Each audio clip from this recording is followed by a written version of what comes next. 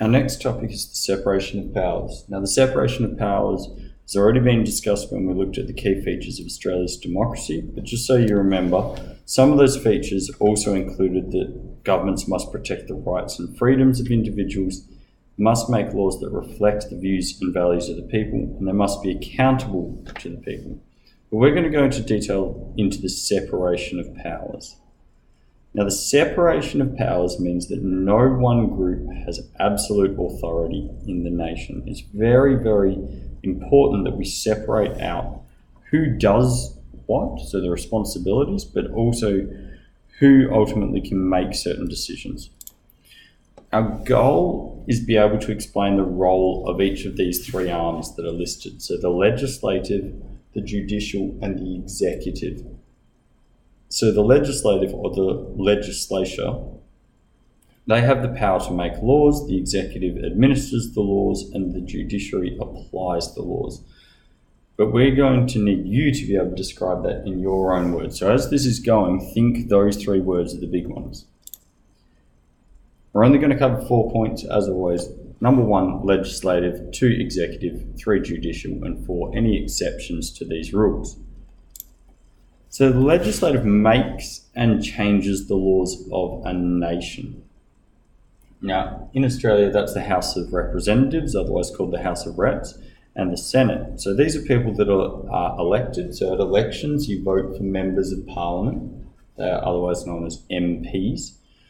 And these people have the power to make and change the laws. They vote on the behalf of their electorate, so the people that they are representing, and they are there to make laws that reflect what those people want. They are there to change the laws in the ways that the people that they are representing may want. Now, they will vote in line with their political party, but in essence, they are there to make and change the law to best reflect the will of the people and for the best outcome for the people of the nation. Next up, we have the executive. Now, the executive are sort of the top level. You know, in a school, you have the principal who makes up part of the executive. You have your deputy principals who make up part of the executive. But in our arms of government, in our separation of powers, the second arm being the executive, they administer the law. They carry out the law as outlined by the legislative branch. So they're a little bit different than in a school setting. So we need to separate that in our minds. That these are people like the public service, such as the Department of Health. They carry out what the Legislative Assembly has said should happen. They are there to sort of administer and implement, might be a really good way of putting that forward, to make sure that the new laws are carried out properly. And they answer to, generally speaking, the ministers who are in charge of various things. So the Minister of Health, for instance. Lastly, we have the judicial or the judiciary. They have the power to apply the laws. So they enforce the law and settle any disputes. So the High Court is the big case study here, I guess, in that they will say whether a law is constitutional, because remember, the Constitution is the big rule book for everything in Australia. They will decide whether it is in line with that. But also they will decide whether someone is guilty of abusing a law or not guilty.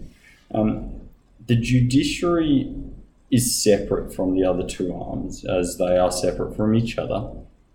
And that's so that you don't have judges with a political bias making any laws, so they can't be members of parliament and judges. They can't make a law that would be unfair just because they have a personal gripe against something.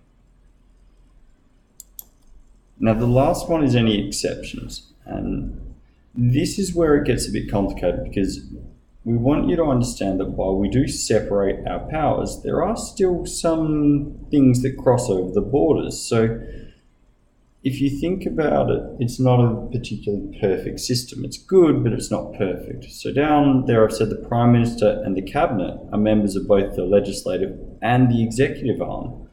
Because if you think about it, the Prime Minister, we don't elect our Prime Minister directly. He is simply, or she is simply, the leader of the party that is in charge. So when that happens, they have to be voted in members of Parliament themselves. They have to be MPs in their own right. So the Prime Minister then is in charge of being his member of Parliament or her member of Parliament. They need to still vote on new laws, but then they also have to execute the laws. They have to carry them out as well and apply them. So we have this sort of blending of roles. Ministers, in the same regard, they're members of Parliament. They've got to think about making laws, but also they're in charge of running, say, the health department or the education department. So there is a mixing of roles there. So it isn't necessarily a perfect system. It's good, but there are still some errors. As always, here's some questions to try. So now would be a good time to pause the video and give them a shot. So these are getting more and more extended in the way that I want you to respond to them, and the question types are indicative of the amount of marks that would be on offer. So the first question, state three arms of government. So the three arms is underlined there, that is legislative, executive, and judicial. So those are the three arms. I've given three little responses. That's probably a 1 mark question. Describe why it is necessary to separate the roles in government. Well, that's a bit of a higher order question, so that's probably worth 2 to 4 marks. Explain why we have 3 different levels of government. Now, this is where a trick question comes in. The levels of government actually refers to the fact that we have a local government, a state government, and a federal government. So you need to be careful when you're answering questions on a topic like the separation of powers, because you could be throwing a curveball about levels rather than arms of government, and they mean 2 different things. The federal government is the top level. They make the most important decisions that affect the most people. The state government is the next, and finally your local government. And the last question, evaluate whether separating powers is still necessary in Australia today. Well, that's almost an essay question. You need to use your own research and use your own skills to work out whether or not we still are requiring this sort of, how to describe it, accountability in our government and safety net, whether we need to just trust our government to do the right thing. And you need to make your own decision on that. Now, if this was source analysis, and I like to do source analysis a lot, you would use the source that is listed there, source 4. It is taken from your textbook. It's taken from page 445 of Oxford. Number 1, state which area the Prime Minister would belong to in the below diagram. 2, describe the role of the Senate in the lawmaking process.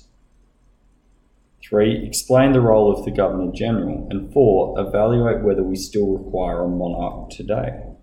Now, in those questions, the first one is just pick one of the 5 options shown below. The second one is find one of those options below and tell me what they do. 3, explain means you need to tell me why it was there in the first place. So a bit of history. And 4, evaluate. Well, you need to know what monarch there means as well. That would be the Queen in our case, a royal head of government. So they're increasing difficulty questions. Now, your work to complete this, to get a good grasp of it, is to work through the Oxford textbook, pages 438 and 439. Find the definitions, as always, and make sure you're getting those definitions down.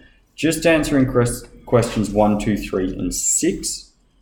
And then research the responsibility of your local government and evaluate whether they are doing it well or not. That's our extension question for today. As always, if you have any further questions, you can always ask your teacher, research them yourself, or ask your parents.